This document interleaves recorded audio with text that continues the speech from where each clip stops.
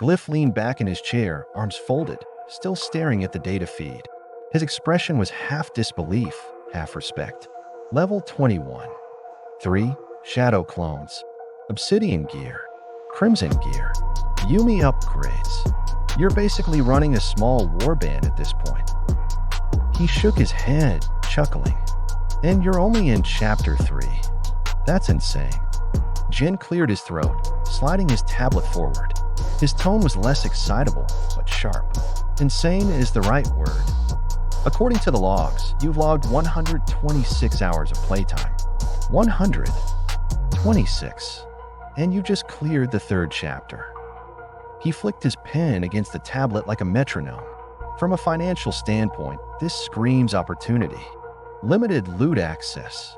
Cosmetic masks and summoned scrolls behind a tiered wall. Players will pay, trust me.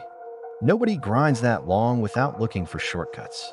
Monetization is inevitable. Sub groaned immediately. Oh, here we go, loot boxes, paywalls, the death of good design. The lifeblood of keeping the servers online. Jin cut in smoothly. I tuned their back and forth out as Dev approached, arms crossed but with a small, quiet smile tugging at her lips. She looked at the screen once more, then at me. You're not just beating the game, she said softly. You're playing it smarter than we expected anyone would. The loot you just found, those systems were half buried, half forgotten. And you pulled them out like it was second nature. For a second, her gaze lingered on me, pride mixed with something softer. Then she cleared her throat and brushed it off with mock casualness. So, congratulations, hotshot. You've broken my game. I smirked. Again. She rolled her eyes but didn't hide her grin. Again. Then she stepped closer and dropped her voice so only I could hear. Let's get out of here. I owe you a late lunch. My treat. Sub, still caught in argument with Jin, didn't notice. Glyph glanced at us with a knowing smirk but said nothing. And just like that, I grabbed my jacket, Dev snagged her bag, and we slipped out of the lab, leaving the chaos of coding debates behind us, the faint hum of my clone army progress still hanging in the back of my mind. The rich scent of seared meat, rosemary, and freshly baked bread wrapped around us as we slid into a quiet booth at the steakhouse. Soft amber lighting bounced off the polished wood and the white linen tablecloth, giving everything a warm glow. We leaned back, menus mostly ignored, as the conversation naturally drifted away from work. So, Dev said, swirling her water glass, "What's one thing you've been working on outside of VR or gaming lately?" I smiled. I've been trying to get back into martial arts drills, actually. A mix of striking, grappling, even some weapon training. Helps me keep sharp in real life and kind of mirrors what we do in game, but without the safety net of respawns. Her eyes lit up. That's impressive. I've been trying to improve my cooking skills. Nothing fancy, but I want to be confident making meals for myself and maybe someone else someday. She smiled slyly at me. I chuckled, leaning a little closer. You mean maybe me? She shrugged, playful, letting her smile linger. Maybe. Could be. Depends on your knife skills and whether you can handle the heat in the kitchen. We laughed, letting the conversation flow between hobbies, goals, and life ambitions, independent paths that somehow felt like they could converge. Then her tone shifted, softer but curious. Can I ask you something? Of course. She leaned forward, eyes locking on mine, voice a whisper of amusement and suspicion. About our first unofficial date, the sushi dinner date. You seemed lost in thought at one point. Were you really zoning out, or were you just making up some fantasy in your head? I took a breath, feeling the warmth of her gaze. I really zoned out. I was thinking about us, about our future together. Her eyebrows rose. A future together? Yes. My voice grew steady, earnest, not just in some abstract sense. I was imagining what it would be like, living our lives, supporting each other, facing challenges together, laughing, traveling, even small things like having Sunday mornings together, cooking breakfast, playing games, training, being partners in all the little and big ways that matter. She tilted her head, intrigued, leaning closer. In detail. What did it look like? I swallowed, the weight of honesty heavy but freeing. We'd have a place we both love. Somewhere we can make our own traditions. You'd have your little corner for coding and VR testing, me with my own space for training and, honestly, VR, but the rest would be shared. Sunday mornings, coffee, pancakes, maybe you teaching me how to cook something new. Weekdays, we'd come home, share a meal, maybe play a game or watch something we both like. Travel when we can, supporting each other through the highs and lows, celebrating the victories, holding each other through failures. Just building a life together that's strong, steady, and fun. Her eyes glimmered, a tear threatening at the corner. You really thought all that out? I reached across the table, letting my hand brush hers. I did, and I meant every bit of it. She exhaled slowly, a mixture of surprise, relief, and warmth flooding her face. Wow, I don't even have words. I grinned softly. You don't need words. Just maybe let's start small. One lunch, one dinner, one VR session at a time. And see where it goes. She smiled, her hand tightening slightly on mine. I like that idea. One step at a time with you. The server arrived, placing our steaks in front of us. We'd eaten a few bites, savoring the rich flavors, when Dev set down her fork, her eyes lingering on me with a curious, almost nervous look. Can I ask you something personal? She said softly. Of course. I wiped my mouth with a napkin and leaned in ready. Her caramel cheeks already looked a touch warmer before she spoke. Do you want children? And if so, how many? I didn't hesitate.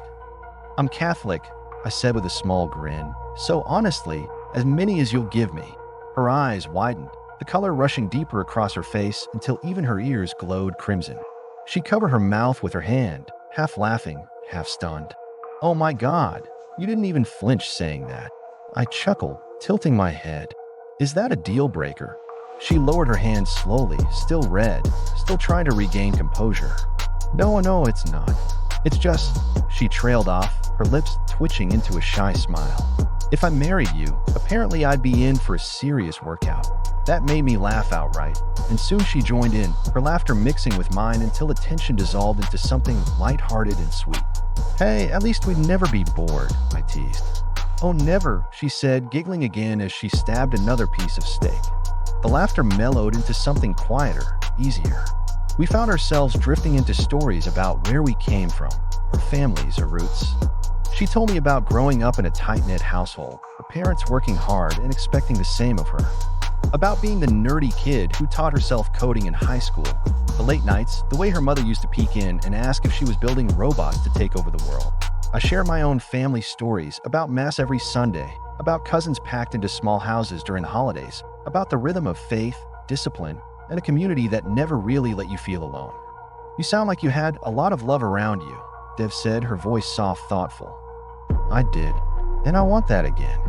For the future. For us, I caught myself and corrected. For me and whoever I end up with. But the way her eyes softened, I knew she caught what I really meant. She smiled gently, pushing her plate aside. You're dangerous, you know that?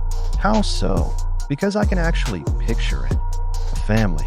A house full of chaos, laughter, kids running around while I'm trying to code and you're trying to train.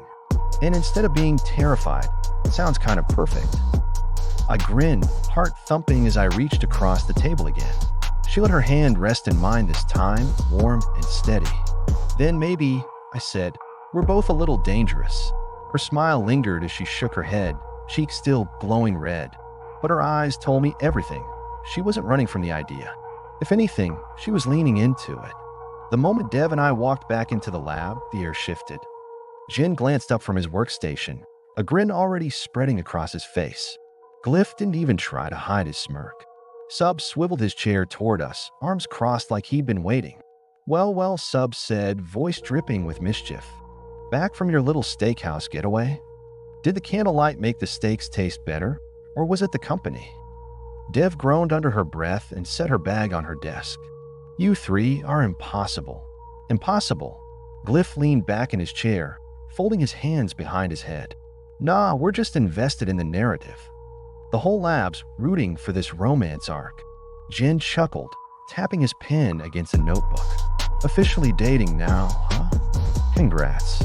Just don't forget some of us actually want this game finished before you two run off and elope.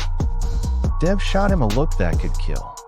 I smirked, letting the banter roll over me before stepping forward, calm and deliberate. Funny, I said, but if you guys are so worried about progress, maybe you should focus on what really matters. Sub arched a brow. Oh, and what's that?